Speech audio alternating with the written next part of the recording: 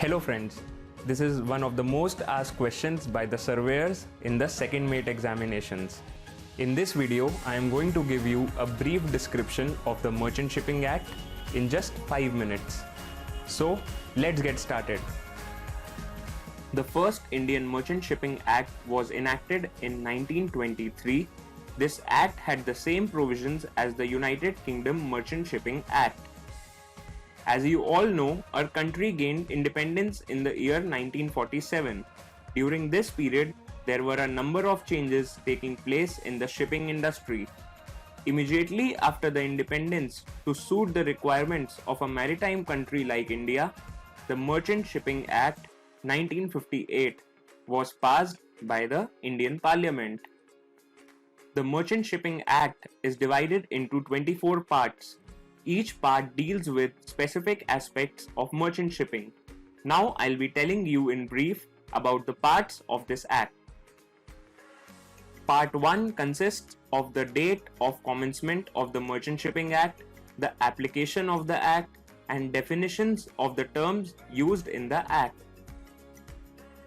Part 2 contains provisions related to the establishment, composition, and functions of the National Shipping Board. Part 3 deals with the establishment of MMDs, shipping offices, and seamen welfare offices.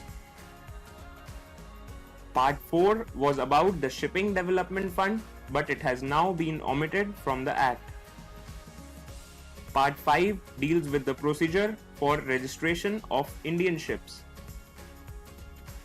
Part 6 contains provisions for certification of deck and engine officers. Part 6 Alpha mentions the provisions for serving the government as well as the Indian ships. Part 7 gives a wide range of provisions for classification of seamen, their engagements, discharge, payments, and their right for wages. Part 8 deals with the survey of passenger ships. Part 9 deals with the provisions related to safety, LSA, FFA, load line certification, carriage of dangerous goods are all covered under this part. Part 9 Alpha deals with the nuclear ships. Part 9 Bravo facilitates the security of ships as well as the ports. Part 10 contains provisions in case of collision, damages for personal injuries, etc. Part 10 Alpha gives provisions for liability of owners in case of certain damages. Part 10 Bravo gives provisions for civil liability for oil pollution damage. Part 10 Charlie gives provisions of International Oil Pollution Fund Convention of 1971 and its protocols. Part 11, which is navigation, consists of methods of giving helm orders, reporting dangers of navigation, rendering assistance to persons in distress, and provisions for Indian ships to be fitted with prescribed navigational aids and equipments. Part 11 Alpha contains provisions for prevention of pollution. It also gives information of the oil reception facilities at the ports in India. Part 11 Bravo deals with control and inspection of anti-fouling systems.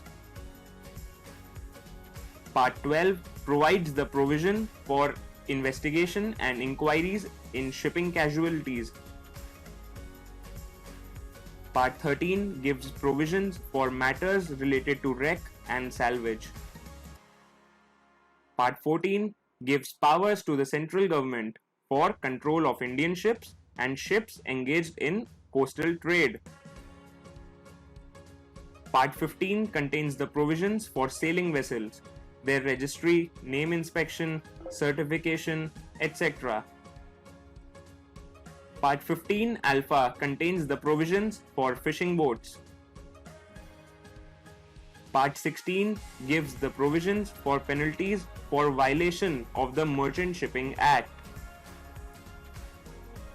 And last but not the least is Part 17, which contains miscellaneous provisions for appointing examiners, power of the ship surveyor, inquiry in case of death on board ships, etc.